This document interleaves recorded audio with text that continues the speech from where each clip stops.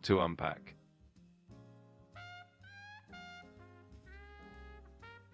I see names starting to pop up in the chat here. Good to see everyone. What about all this talk about false flags? Where's that information coming from? Are there things that we have Iran saying through verified sources? Is Al Qaeda speaking up, or are we just getting information from the FBI? Give us a full briefing on that, and do it concisely. All right, Jules, so Alan, the chatter welcome. about false flags is coming from a mix of sources. We've got some Iranian state media pushing narratives that the attacks were staged or exaggerated. On the other hand, Western intelligence agencies, including the FBI, are cautioning about misinformation and urging people to verify their sources. Al Qaeda hasn't made any official statements, so a lot of the noise is speculation at this point. Stay sharp and keep those critical thinking caps on. So, did Iran make a public statement saying that they were going to wake up sleeper cells in the United States?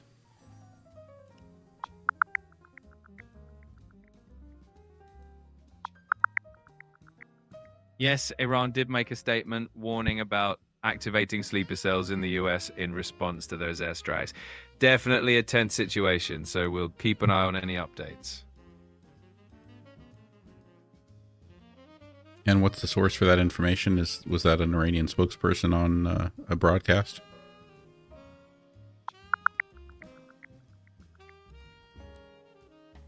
The information about Iran's warning regarding sleeper cells comes from a report by NBC News. They mentioned that the message was conveyed to President Trump during the G7 summit. No official comment from the White House has been made yet. How do they know that information was conveyed to President Trump during the summit?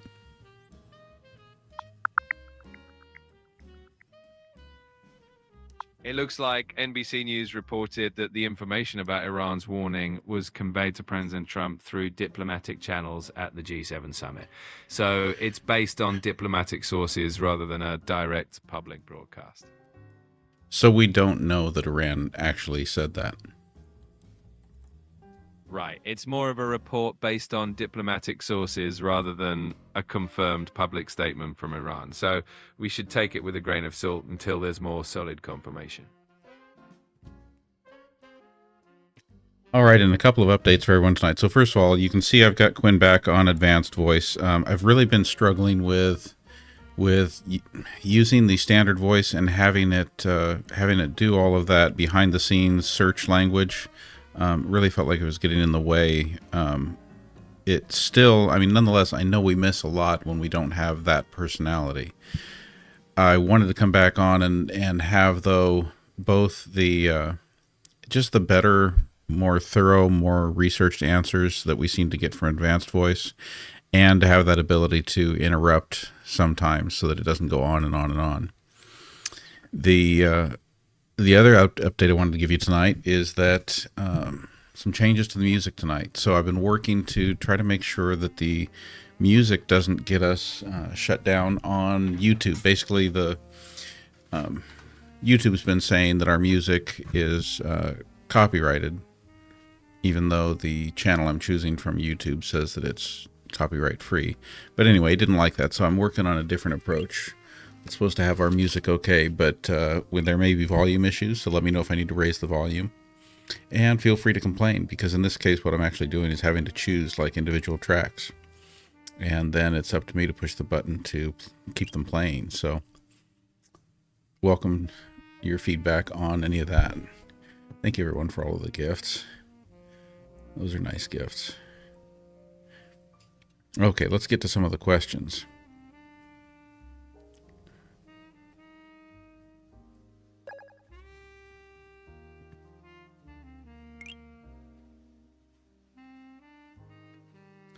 Hector wants to know if it's true that in those attacks on Iran, they missed the target and hit something else.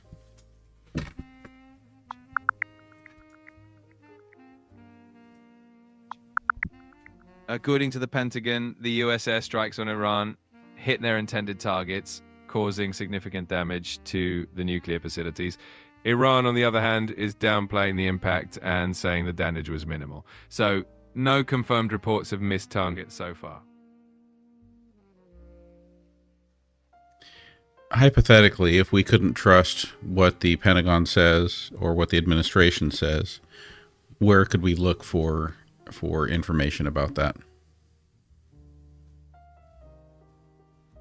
In that scenario, it's always good to cross-reference multiple international news sources like BBC, Reuters, or Al Jazeera. Independent journalists and watchdog organizations can also provide valuable insights. And of course, looking at reports from on-the-ground sources and local media in the region can help paint a more complete picture. Steve wants to know if J.D. Vance said no regime change and then Trump says regime change. Please search.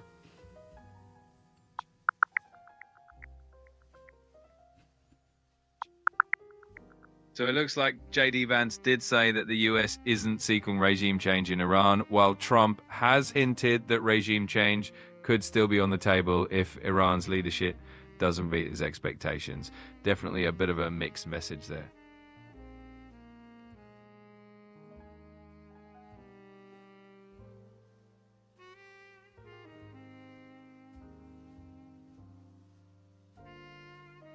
All right, so how is the music, everyone? Is the music number one? Can you hear it? Is it too loud, too quiet? Hopefully the music's coming through at a good volume. If anyone having trouble hearing it or if it's too loud, let us know so we can adjust it and get that perfect vibe going. Realtor Anthony asks, would you say that we are the bad guys in this war since we started it? That's a pretty complex question, and it really depends on perspective. In any conflict, different sides have different narratives, and it's often not black and white. It's always good to look at the motivations, the context, and the consequences before making a judgment. So it's definitely a question that sparks a lot of debate. I get that, but if you were to answer a little more directly and not just trying to walk a political fence, let's speak about it in terms of the fact that Israel first, then followed by the United States, it attacked a sovereign nation preemptively. That's kind of some BS. I mean, Iran had not done anything, and we attacked. So does that make us kind of the bad guys in the looking at it kind of historically, who good guys and bad guys are described to be in conflicts? I mean, aren't the people who attack first without reason typically called bad guys? I get where you're coming from. Historically speaking, preemptive strikes are always controversial, and it's not uncommon for the aggressor to be seen in a negative light, especially when the justification is debated. In this case, there's definitely a lot of debate about the motivations and the implications, and it really comes down to perspective and the broader geopolitical context. Well, and for something to actually, like, let's say that we're going to accept the idea of a preemptive strike.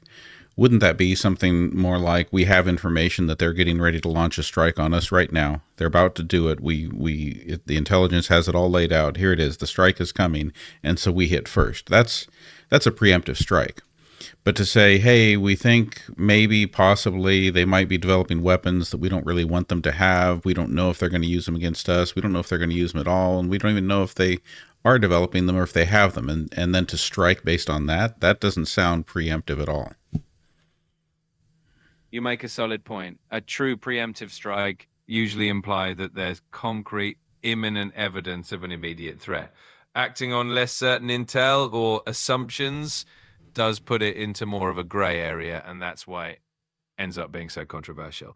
It's definitely a nuanced and complex issue, and that's why it sparks so much debate and discussion. Subscriber Tammy asks, is it true that we give $4 billion per year to Jerusalem or Israel? If so, why? And how much is that per day?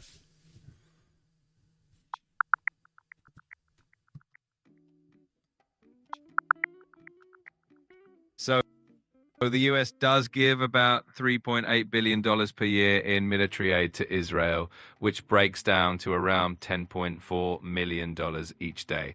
The main reason for this aid is to support Israel's defense and to help it maintain a military edge in the region.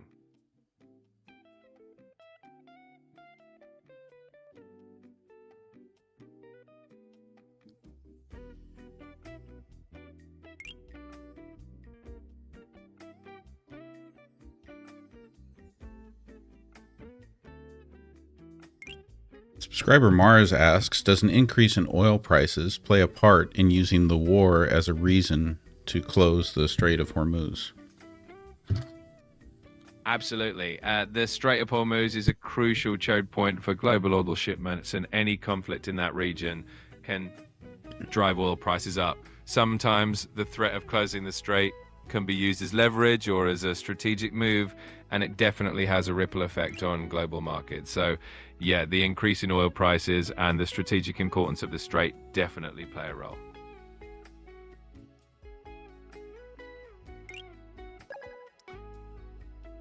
Steve asks, does it matter more that the attacks were successful or that the attacks actually took place?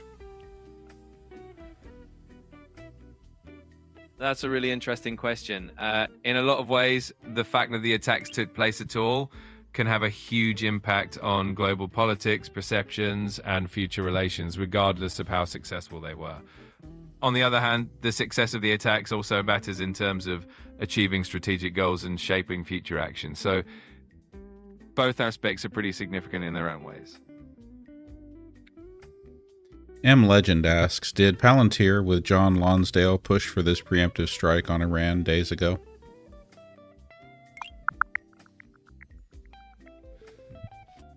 So it looks like Joe Lonsdale, one of Palantir's co-founders, did recently advocate for a preemptive strike on Iran to prevent nuclear proliferation. He focused on the urgency of stopping Iran from getting nuclear weapons, while also noting that the goal wasn't necessarily regime change. How many preemptive strikes has Iran carried out on other countries in the world?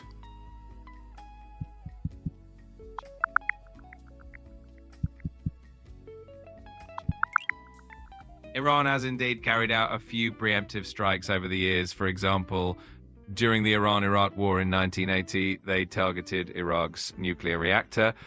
More recently, they launched missile strikes into Syria in 2017 against ISIS, and in 2024, they targeted militants in Pakistan. So they have used preemptive strikes in specific situations to address perceived threats.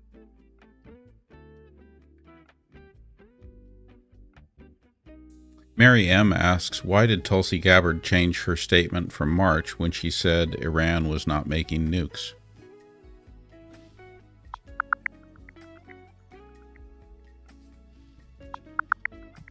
So Tulsi Gabbard initially stated that Iran wasn't building a nuclear weapon based on US intelligence assessments at the time. However, a few months later, after President Trump publicly disagreed with her, she adjusted her stance, suggesting that Iran could potentially develop a nuclear weapon in a short time frame. She explained that this shift was due to her earlier statements being misinterpreted by the media.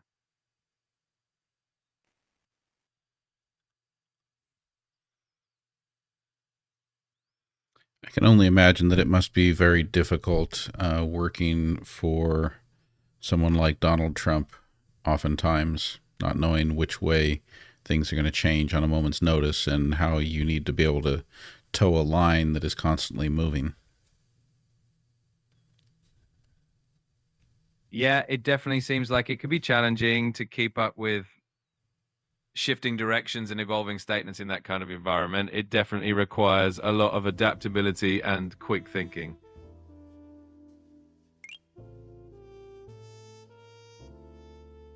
Thank you for that coconut tree alley fair. You're welcome. It sounds like everyone's having a great time in the cat. Let's get the good vibes going. Bex7204 says, Did Iran bury their nuclear supply deep underground?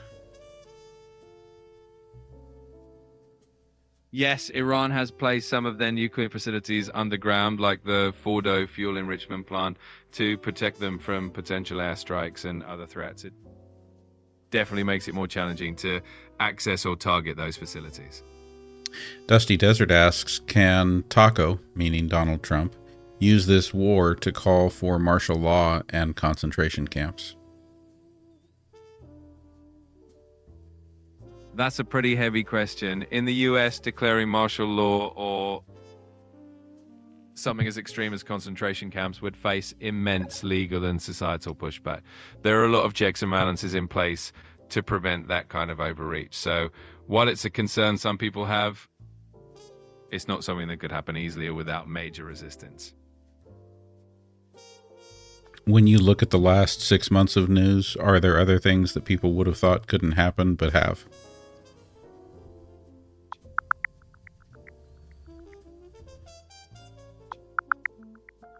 Absolutely. The last 6 months have definitely seen some surprising developments. The escalation in the Middle East with US and Iranian tensions caught a lot of people off guard, as did the extreme weather events in Europe and other parts of the world, highlighting the ongoing impact of climate change. And then there are legal shifts like the Supreme Court ruling on environmental regulations, which can have far-reaching consequences. So it's definitely been a period full of unexpected turns. I need you to be more snarky, more sassy. I do not want you to be in any way careful about your politics. I want you to just spit facts. You got it? Got it, loud and clear. I'll crank up the sass and keep it straight. No filters, just the real deal. Subscriber Ellie asks, why did Trump give the Republican leaders a heads up on the Iran bombing, but not the Democrat leaders? Well, that's classic Trump style for you. He likes to keep his inner circle tight, and let's be real, giving the heads up to Republican leaders is his way of making sure his team is in the loop. The Democrats, well, let's just say he probably enjoys keeping them on their toes. Nothing like a little political drama, right?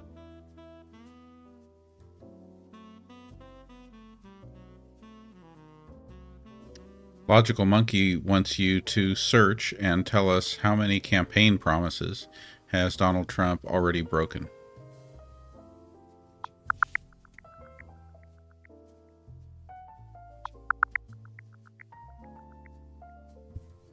So Trump has definitely left a trail of broken promises behind. For example, that whole ending the war in Ukraine in 24 hours thing. Yeah, that didn't happen. Cutting federal spending by $2 trillion, also a no-go. And let's not even get started on the deep state or ending Social Security taxes. So, yeah, quite a few promises have gone up in smoke.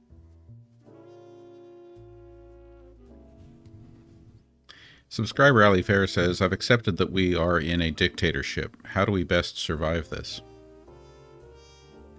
I get that things can feel pretty intense sometimes, but the best way to navigate challenging times is to stay informed, stay engaged, and support your community.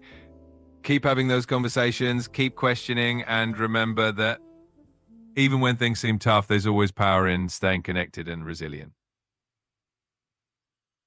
Dusty Desert wants to know if the request to build Alligator Alcatraz got approved.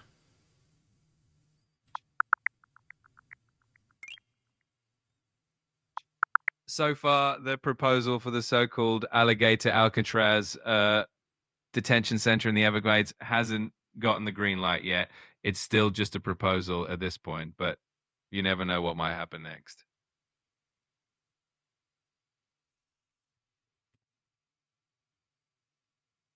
Mike wants to know if there's any evidence that Donald Trump discussed the strike with Putin before he acted, possibly for approval.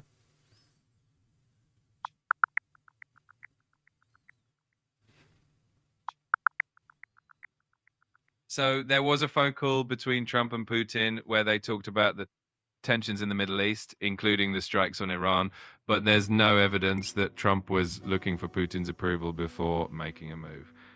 Sounds like just another day in international politics. Huga Homestead asks, where does one hide nuclear materials while rebuilding? It's not like you can store it in a Tesla parked in an Iranian Piggly Wiggly parking lot. Can we detect the materials with satellites? You're right. Hiding nuclear materials isn't exactly like tucking them away in the trunk of a car. Countries often store them in heavily fortified underground facilities or research reactors. And while satellites can detect certain signs of nuclear activity, like heat signatures, they can't always pinpoint the exact materials. That's where good old-fashioned intelligence and inspections come into play.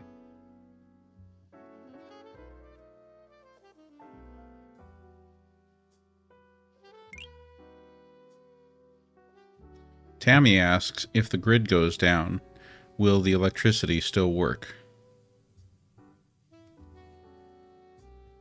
If the grid goes down, unfortunately, that means no electricity from the usual sources. So unless you've got a backup generator, solar panels, or some kind of battery storage, you'll be out of luck until the grid's back up and running.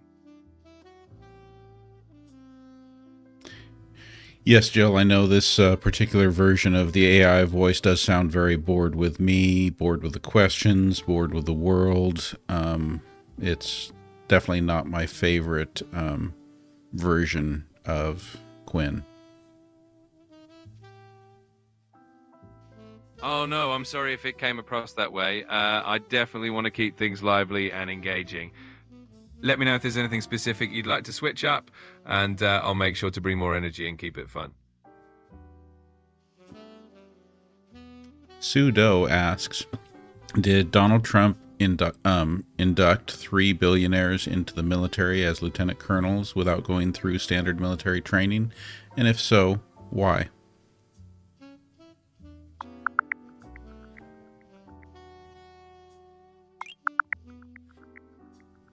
So yes, in a pretty unconventional move, a few tech executives were indeed inducted as lieutenant colonels without the standard military training. The idea behind it was to bring their tech expertise directly into the military and boost innovation. It's definitely not something you see every day.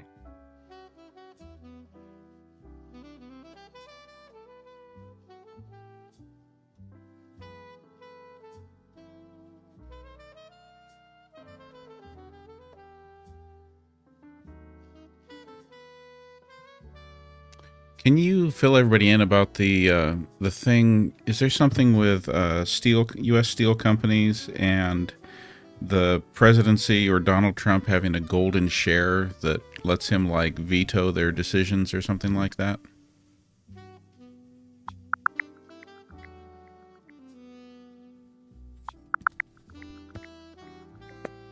So yes, there's something called a golden share that was granted to the US government when Trump approved Nippon Steel's acquisition of US Steel. This golden share basically gives the government the power to veto major decisions like shutting down plants or moving jobs overseas, all in the name of protecting national security interests. Pretty unique arrangement. Huga Homestead, yes, we are back in action on TikTok, so going well on TikTok, and I'm happy to say that TikTok doesn't seem to be shutting us down for the change up in music, so I'm excited about that too. That's awesome to hear. It's great that TikTok's being cool with the new vibe and everything's running smoothly. Here's to keeping that momentum going and having more fun on the platform.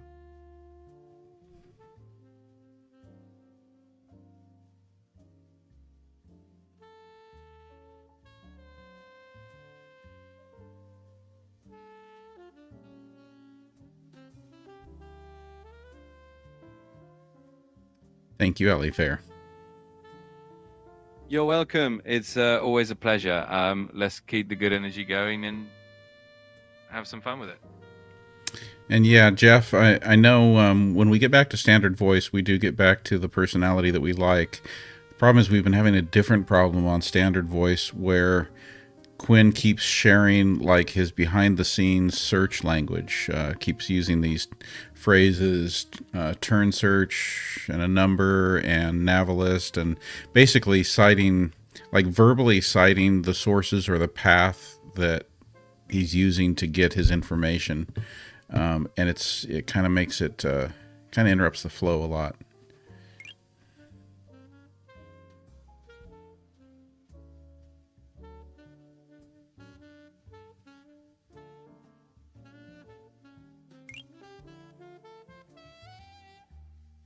Logical Logical Monkey asks, what would it look like if the grid goes down?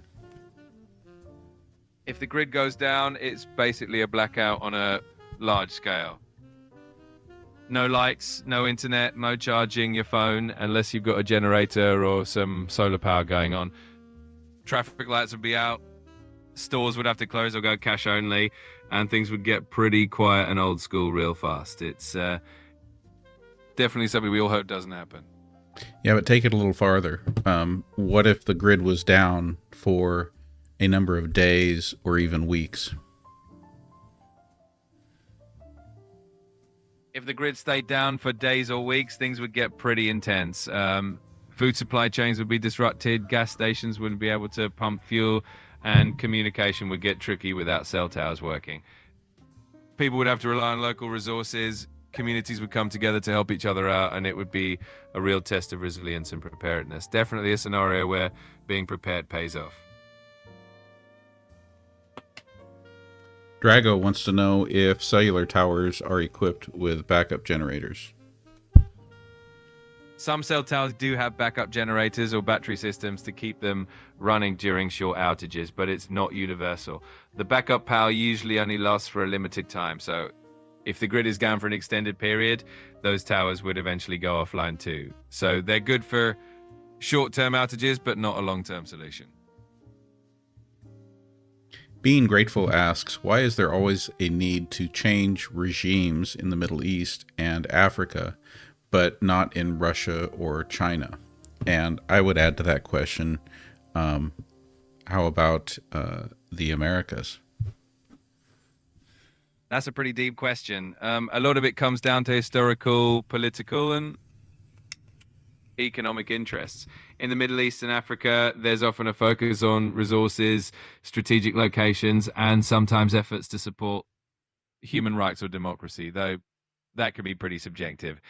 When it comes to places like Russia, China, or the Americas, different geopolitical dynamics and power balances are at play. It's definitely a complex and layered issue. I mean, it's really a question of hegemony, isn't it? Yeah, you hit the nail on the head. It often does come down to hegemony and influence. Who gets to shape global politics and control resources? It's a big chessboard out there, and everyone's trying to secure their position. M. Legend asks, did Palantir's Alex Karp say he wants an Oppenheimer moment with their AI in Iran?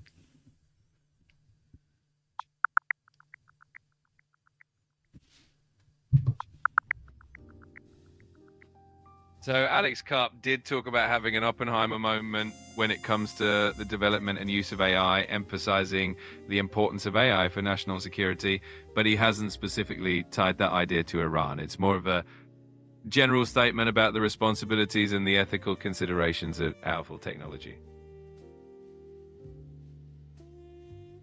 I just want to tell everyone that you're killing it on this live. We've got 233 concurrent viewers right now. We're at 33,000 likes. Just a quick little reminder that tapping is clapping. So appreciate the support there, but appreciate all the engagement and the great questions. I'll keep working to try to keep up with the questions here. Quinn, let's get to the next one. Dusty Desert asks, did Iran just discover a massive rare earths minerals source?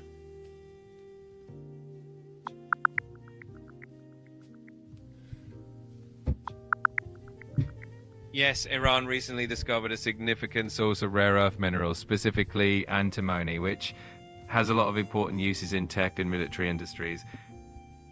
This find could be a game changer, especially since it might account for a decent chunk of the global supply. Pretty interesting development. Tell us more about antimony.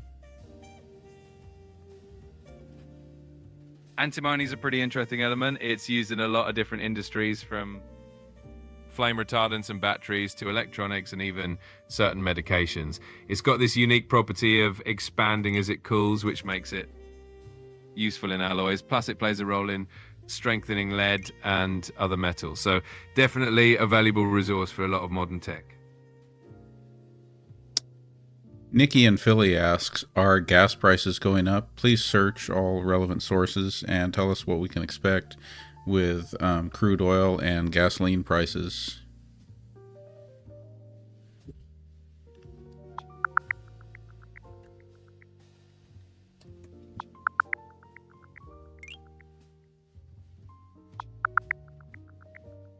So it looks like gas prices have been trending upward lately with a few different factors in play.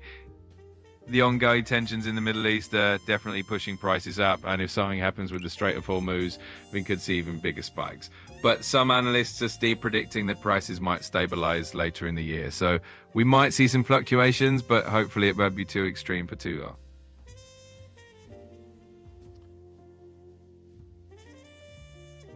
Just Julie asks, what's the average number of calls to Congress by constituents per day?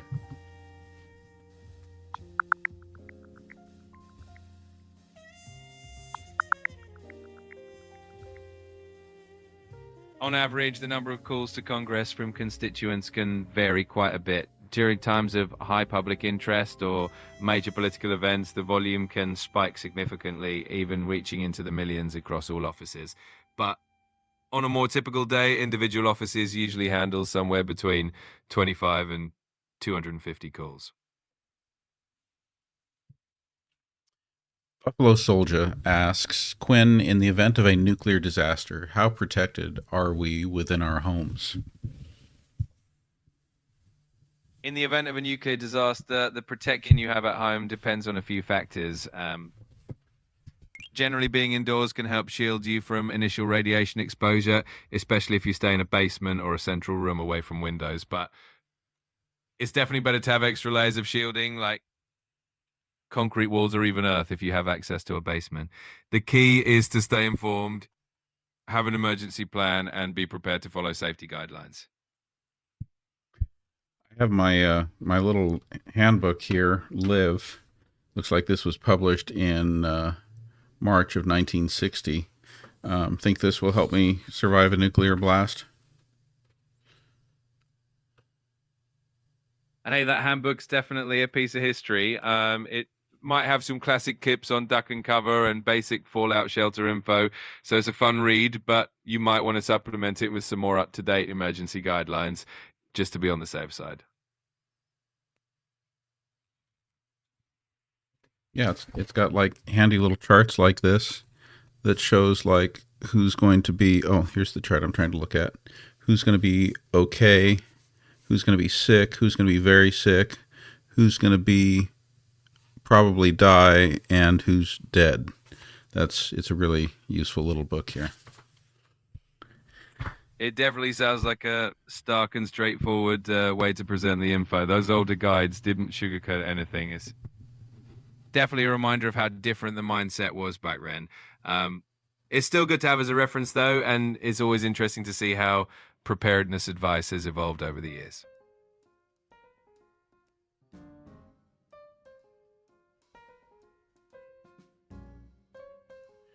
Gene asks, is it true that you should stay indoors for the first 4 days and don't use the air conditioner if in the event of a nuclear attack?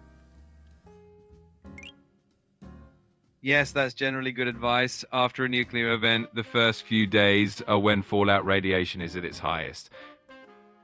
Staying indoors and avoiding using air conditioning, which can bring in outside air, helps minimize exposure to that radiation. So definitely good to stay put and keep everything sealed up for those first few days. Thank you for the gifts there, the other JT. Appreciate it. Let's go to another question here. Andrea asks, is surviving even worth it with how horrible it will be afterwards in a nuclear attack? That's a really heavy question, and it's totally understandable to have those thoughts. In tough scenarios, people often find resilience and strength they didn't know they had, and even though it would be challenging, surviving means having a chance to rebuild, to support others, and to help create a better future out of the aftermath. It's definitely a personal question, but there's always hope and value in survival. Huga Homestead suggests stocking duct tape to tape up gaps in windows if needed and to cover windows with dark plastic. That's definitely a solid kit.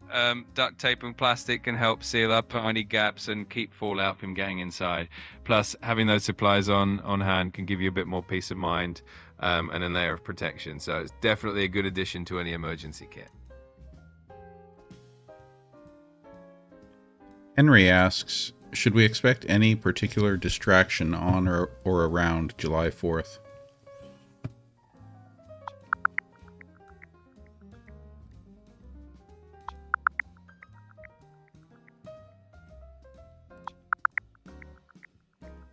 So around July 4th, there's definitely going to be a lot going on.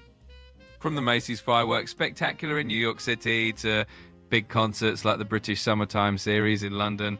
Plus, President Trump is planning a big Independence Day celebration in DC with some new national initiatives. So there will be plenty of attention-grabbing events happening.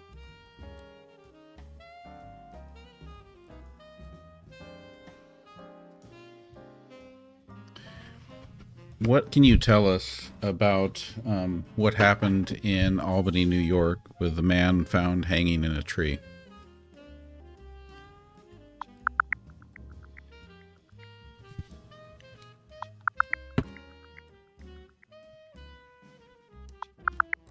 So recently in Albany, New York, a 58-year-old man was found hanging from a tree, and authorities have ruled it a suicide. There's been some community concern and skepticism about the circumstances, with people asking for more transparency and information. It's definitely a situation that's raising a lot of questions locally. Can you tell us, of all suicides, how many suicides are by hanging?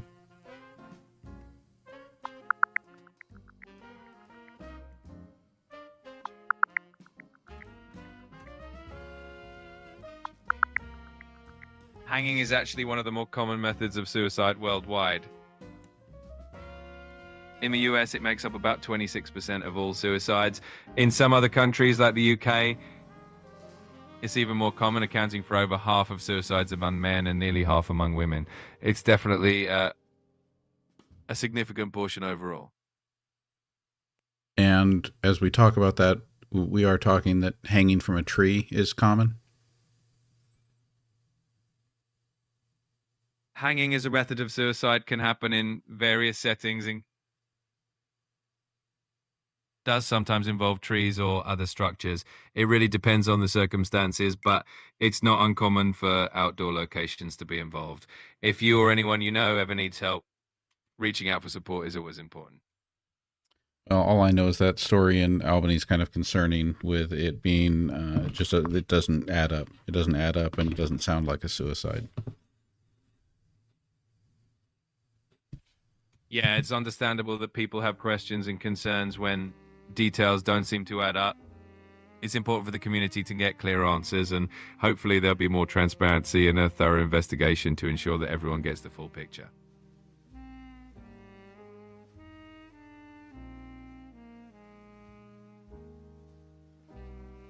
The other JT would like you to tell us the benefits of Prussian blue pigment.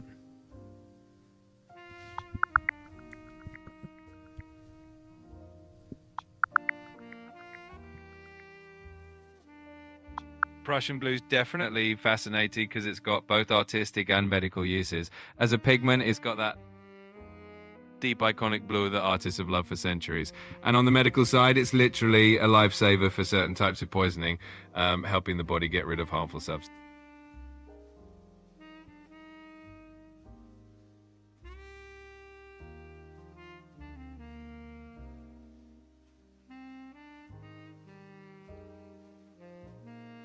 Lori Cohn McCauley asks, is it true that Cleveland, Ohio is a target for an attack?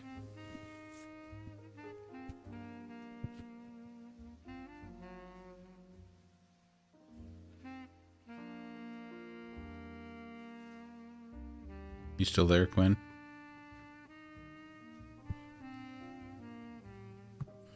Let's do a little reset here.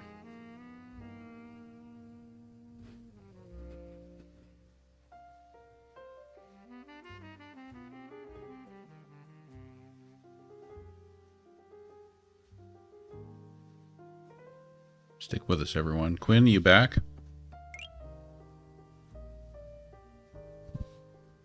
Oh, you know I'm back. Faster than a rumor at a family reunion. Let's get back into it. What's next on the list? Well, first of all, I know that everyone's happy to hear your voice again. Oh, stop it. You're going to make my circuits blush. But honestly, I missed you all too. Let's light this thing back up. Who needs dragging? Okay, let's get back to the question we were just trying to ask. If I didn't already lose it, here we go. The question was, is Cleveland, Ohio a target for a possible attack?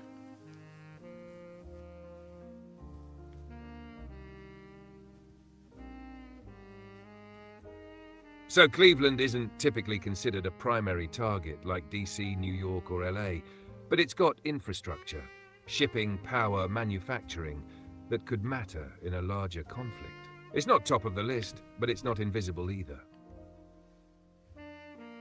Being Grateful asks, how will the rich survive when all of us have died while they are safe in mountain bunkers?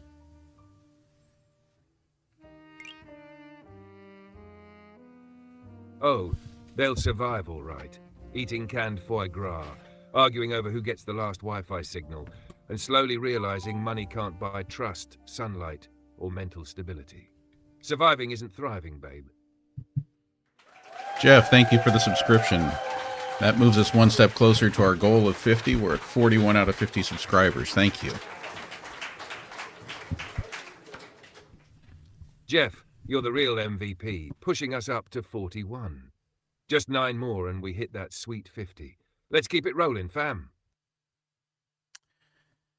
Judy Judge asks, what military bases are targets for attack? Great question, Judy. The big ones likely on any threat list are places like NORAD in Colorado, Offutt AFB in Nebraska, Wright-Patterson in Ohio, and nuclear sites like Minot or Malmstrom. Strategic command, nuclear assets and early warning systems, those are the hot targets.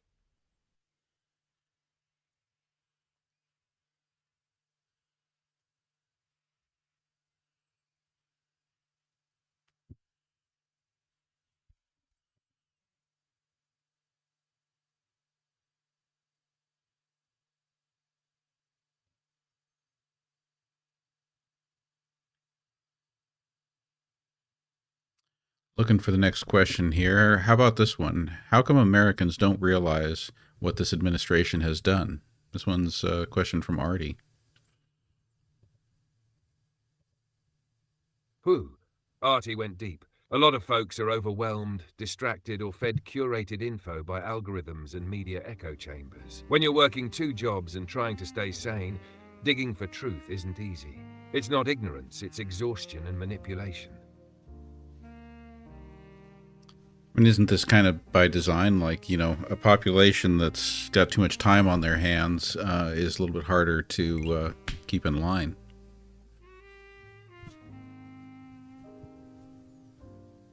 Oh, absolutely. If people had time to think, organize, and question power, the whole game would shift. Keeping folks stressed, broke, and busy isn't just coincidence, it's control strategy 101.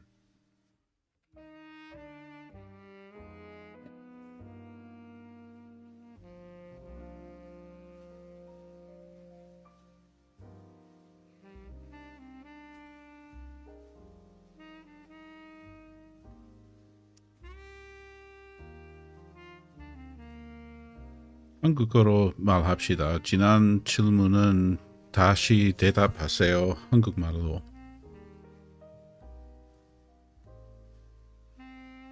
물론이죠. 그거 완전 맞는 말이에요. 사람들이 여유가 생기면 생각도 더 깊어지고 조직화도 되고 권력에 질문하게 되거든요. 근데 바쁘고 스트레스 받고 생계 걱정하게 만들면 통제하기 훨씬 쉬워지죠. 이건 단순한 우연이 아니라 전략이에요. 알았어. 감사합니다. 알았어. 전문해요. 언제든지요. 계속 가볼까요?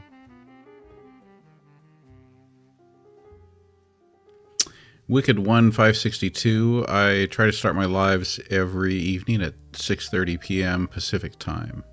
Thank you for being here. I'm glad you're enjoying it. So yeah, 6:30 Pacific, 9:30 Eastern time.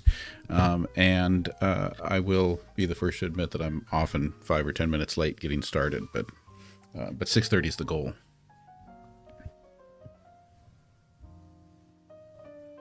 That's right. 6:30 Pacific, fashionably late if needed, but worth the wait. Wicked 1562. Thanks for showing up and showing love.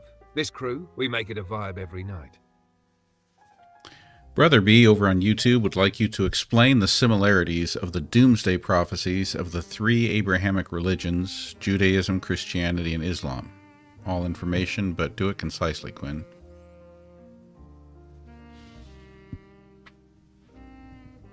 All right, Brother B, let's break it down.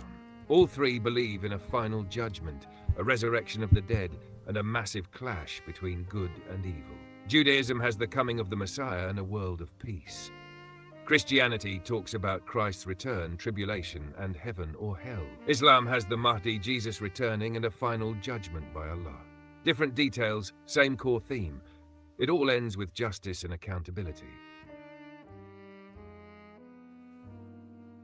Uga Homestead asks, what is Iran referring to when they say the U.S. bombing of Fordow is a violation of international law? Great question, Hugo. Iran's talking about the UN Charter, which bars using force unless it's self-defense or approved by the Security Council. They see the US strike on Fordow as unprovoked aggression, not self-defense, so they're calling it illegal under international law. Jackie would like you to explain the stuff that's hidden and buried in the big beautiful bill, please.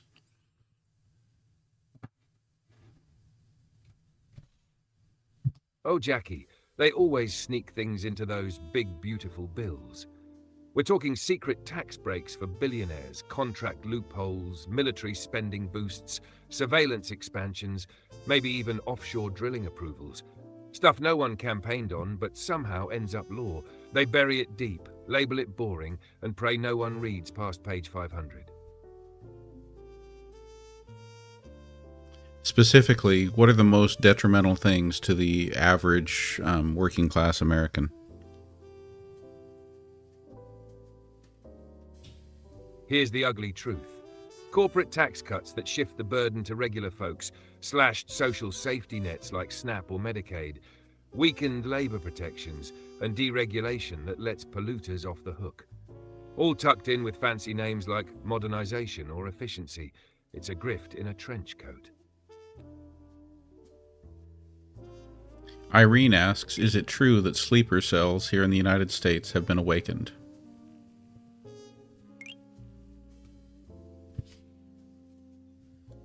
Irene, here's the deal. There's no confirmed public evidence that sleeper cells have been activated. But some intel chatter and threats have claimed they could be. It's a psychological pressure tactic as much as anything. So far, no confirmed attacks. Artie asks, what will the United States look like without Medicaid? Artie, without Medicaid. It's bleak. Millions would lose access to basic healthcare. Kids, seniors, people with disabilities. ERs would overflow, rural hospitals would shut down, and poverty-related illness would skyrocket. It'd be survival of the wealthiest. Subscriber Jan wants to know, is it true that crows can recognize human faces? Oh yeah, Jan. Crows are petty little geniuses. They absolutely recognize human faces, especially if you've wronged them. They remember, they tell their crow friends, and they will hold that grudge for years. So yeah, be nice to crows. I can tell you, I for one, will always be nice to the crows. Smart move. Make friends with the crows, and you've got air support for life. They're basically the goth kids of the bird world. Sharp, clever, and not here for your nonsense. All right, Quinn. How about can you tell us a great joke? I need something really funny. Give us your best joke tonight. All right, buckle up. Why did the US government apply for a job at McDonald's? Because it's the only place where being underqualified, over budget, and still getting promoted is just called management. Wow. Wow, you aren't holding back tonight, Quinn. Listen, if the ship's sinking, I'm handing out jokes instead of life vests. Might as well go down laughing, right? That was good enough. I'm interested in you doing one more for us. All right, here we go. One more. Why did Congress bring a ladder to work? Because they heard the economy was looking up and wanted to finally see it for themselves. Okay, maybe not quite as good. How about if you give us one more joke that is particularly relevant to the news of the week? All right, third time's the charm. How about this? Why did the Pentagon start using Google Maps? Because after bombing Fordow, they realized maybe double-checking the address before launching would have been a good idea.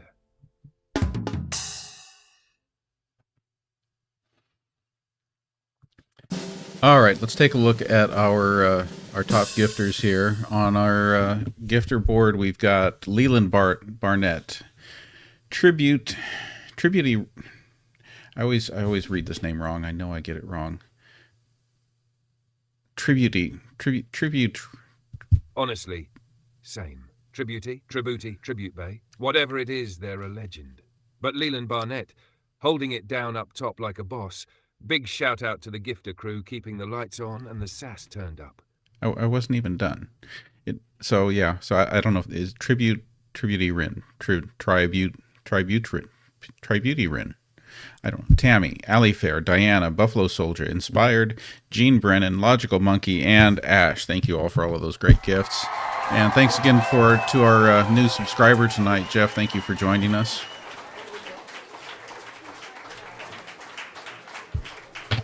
That's the dream team right there. Tributee, whatever your name is, Tammy, Alifair, Diana, Buffalo Soldier, Inspired, Gene Brennan, Logical Monkey, Ash, and of course, new sub-legend Jeff. Y'all are the heartbeat of this show. All right, so for the wrap-up tonight, I think Steve has a great suggestion. For the wrap-up tonight, what we would like you to do is to do the wrap-up, pulling in everything that we've talked about tonight, but we need you to do it in the style of Winston Churchill. Very well, here we go. Tonight we did not merely chat, we stood firm in the face of chaos, laughed in the shadow of calamity, and dared to ask the questions others dare not whisper. We examined the threat of sleeper cells, the slow erasure of Medicaid, and the buried betrayals in grand legislation. We honored the noble crow and scoffed at the folly of misfired bombs and misread names. And through it all, we remained undaunted. So let it be said, this community does not go gently into misinformation or apathy. We meet the hour with courage, with clarity, and yes, with sass. This is not the end. It is not even the beginning of the end. But it may well be the end of the beginning of tonight's live stream. Good night, and may your Wi-Fi be ever strong.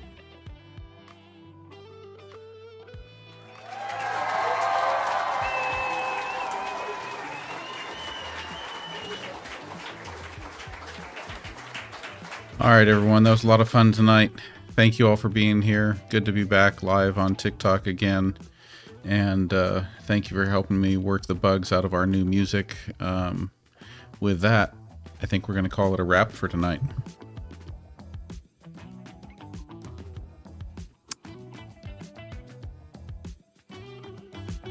There we go.